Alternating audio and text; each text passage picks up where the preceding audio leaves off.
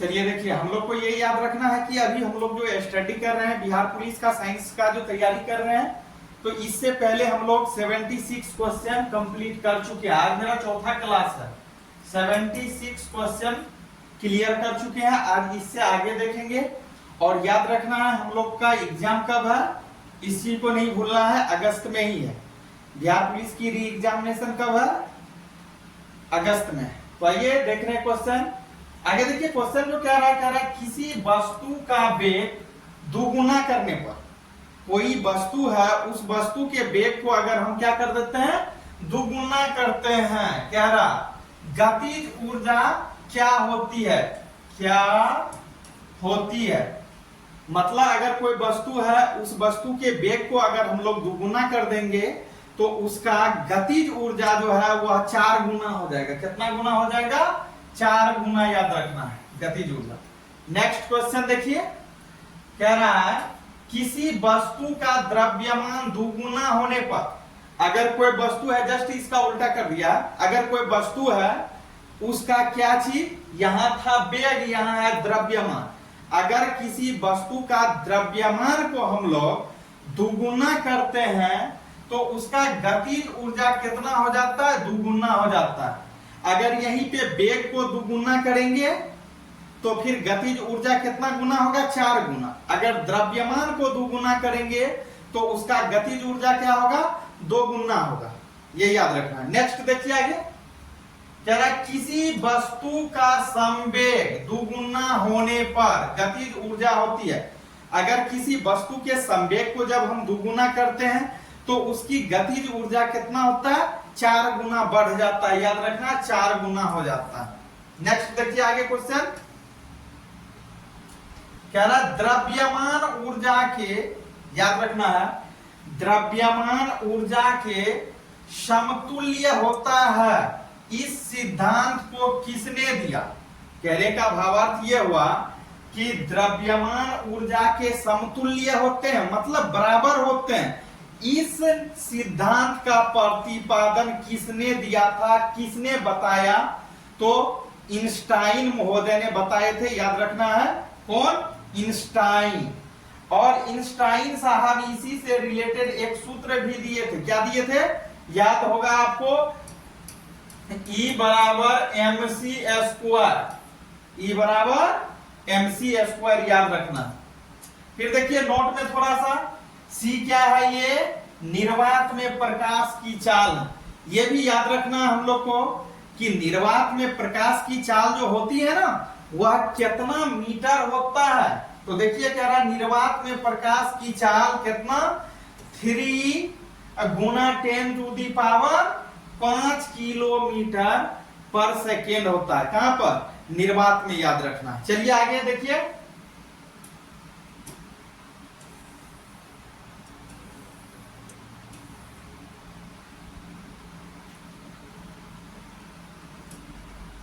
आगे देखिए क्या रहा, स्टेनलेस स्टील में अपक्षरण को कम करने के लिए उसमें किस मिश्र धातु का प्रयोग किया जाता है या उपयोग किया जाता है? तो याद रखना है स्टेनलेस स्टील में जो हम लोग अपक्षरण को कम करने के लिए किस धातु का प्रयोग करते हैं? नाइक्रोम होता है। याद रखना है, नाइक्रोम। वही, सॉरी, याद रखना है नाइक्रोम नहीं होता है, क्रोमियम होता है। क्रोमियम होता है, नाइक्रोम नहीं। नाइक्रोम का विद्युत हीटर, विद्युत इस्त्री, ये सब में प्रयोग किया जाता है। चलिए देखिए आगे, कह रहा है किसके प्रयोग द्वारा आवृत्ति को मापा जाता है? किसका प्रयोग करके हम लोग आवृत्ति को मापते हैं? याद रखना, किसको? आवृत्ति को। तो रोरिंग ब्रिज जो होता है ना, रोरिंग ब्रिज के द्वारा हम लोग आवृत्ति को मापते हैं। आवृत्ति को किस में मापते हैं हम लोग? रोरिंग ब्रिज में। याद रखना। चलिए नेक्स्ट, अल्टरनेटर के सेंटर में क्या प्रयुक्त होता है?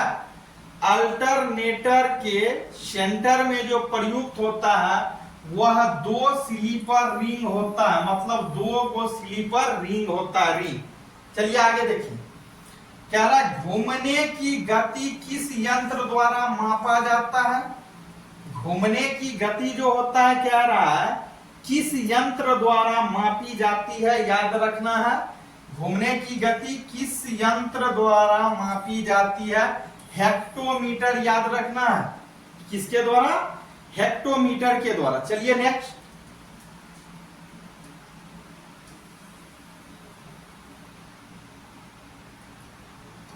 आगे क्वेश्चन जो है, कह रहा ऊर्जा का अभिसामयिक स्रोत है। ऊर्जा का अभिसामयिक स्रोत जो है वह है सौर ऊर्जा, याद रखना। क्या होगा, सौर ऊर्जा। नेक्स्ट देखिए, कहता ऊर्जा का पारंपरिक स्रोत है। ऊर्जा का पारंपरिक स्रोत जो है वह क्या है, पेट्रोलियम है। ये 10th क्लास में भी केमिस्ट्री में आप पढ़ चुके होंगे। आगे देखिए, क्या रहा, खाद ऊर्जा मापी जाती है। खाद ऊर्जा मापी जाती है। खाद ऊर्जा को जो हम लोग मापते हैं, कैलोरी में मापते हैं। किस में मापते हैं, याद रखना है, कैलोरी में मापते हैं। किसको, खाद ऊर्जा को। ये खाद ऊर्जा क्या होता है, खाने वाला जो भी पदार्थ है वह खाद ऊर्जा। चलिए आगे देखिए, कह रहा है किसी वस्तु को अधिक ऊंचाई तक, कोई वस्तु है उसको बहुत ऊंचाई तक, मतलब बहुत दूर तक ऊपर दूरी तय करने के लिए कितनी डिग्री कोण से फेंका जाता है। तो अगर कोई वस्तु है, उस वस्तु को बहुत ऊंचाई दूरी तक तय करने के लिए उसको कह रहा है कितनी डिग्री कोण से फेंका जाएगा। तो उसको जो फेंकेंगे हम 90 डिग्री के कोण से फेंकेंगे। याद रखना है कितना, 90 डिग्री, मतलब 90 डिग्री के कोण से फेंकना होगा इसको। चलिए आगे देखिए,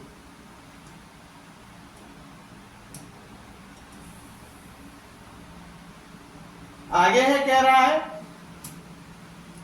किसी वस्तु को अधिकतम दूरी तक फेंकने के लिए। आप कह रहा है कोई वस्तु है उसको ज्यादा दूर तक, वही हुआ अधिकतम दूरी तक फेंकने के लिए उसमें क्षैतिज से कितने कोण पर ऊपर की ओर प्रदोपित करना होगा, क्षैतिज से।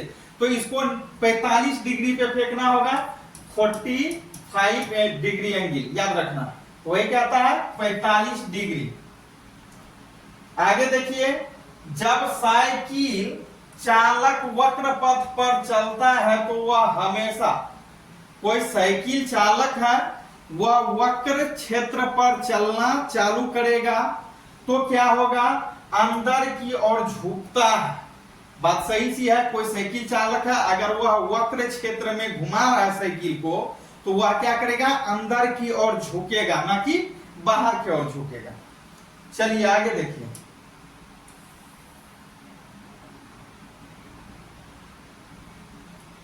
अगला क्वेश्चन है हम लोग का, कह रहा है गुरुत्वाकर्षण का सिद्धांत किसने दिया था। गुरुत्वाकर्षण का सिद्धांत देने वाले जो थे वह सर आइजैक न्यूटन साहब ने दिए थे। तो याद रखना है, गुरुत्वाकर्षण के नियम का खोज या गुरुत्वाकर्षण के नियम का प्रतिपादन किसने किया था, सर आइजैक न्यूटन ने, न्यूटन साहब ने, याद रखना है। नेक्स्ट देखिए, कह रहा है दो वस्तुओं के बीच कार्य करने वाला आकर्षण बल। दो वस्तु है, कह रहा दो वस्तुओं के बीच कार्य करने वाला आकर्षण बल वस्तुओं के द्रव्यमानों को गुणनफल के अनुक्रमानुपाती तथा उनके बीच के दूरी के वर्ग के व्युत्क्रमानुपाती होता है। व्युत्क्रमानुपाती का अर्थ क्या होता है, उल्टा, व्युत्क्रमानुपाती होता है।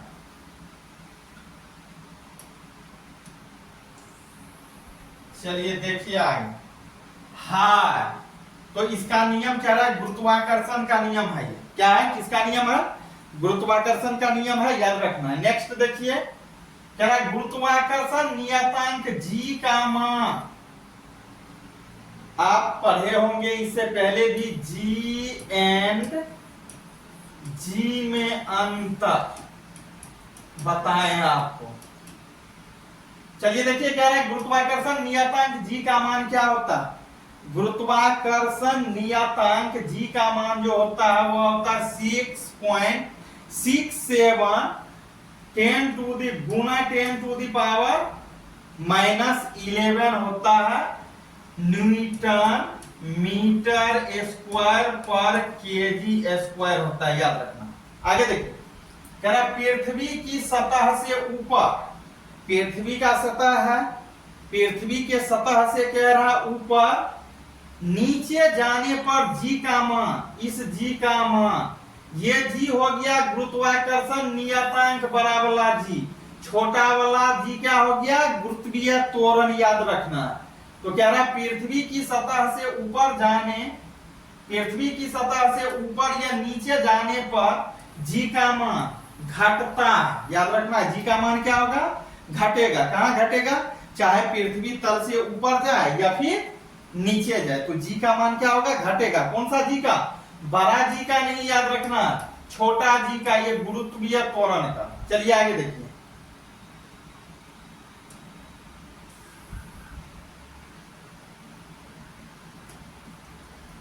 आगे दिया हुआ है क्या है पृथ्वी के ध्रुव पर जी का मान महत्तम, पृथ्वी के ध्रुव पर जी का महत्तम मान, ये जी क्या है गुरुत्वीय त्वरण है, गुरुत्वीय त्वरण याद रखना है। तो कह रहा है पृथ्वी के ध्रुव पर जी का मान महत्तम मतलब अधिक, तथा विषुवत रेखा पर जी का मान क्या होता है, तो न्यूनतम होता है उस समय, न्यूनतम मतलब कम होता है, याद रखना। चलिए नेक्स्ट देखिए,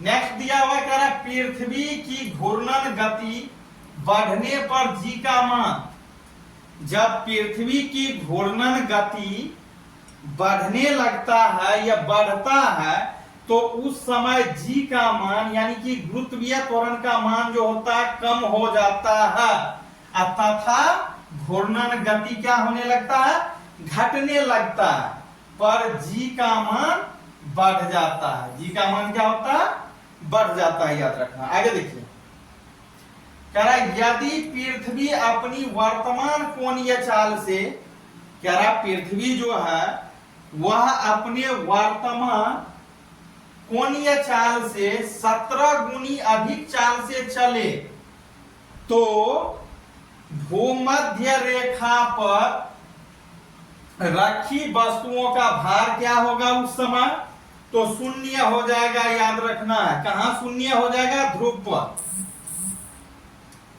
या अपरिवर्तित रहेगा। चलिए आगे देखिए,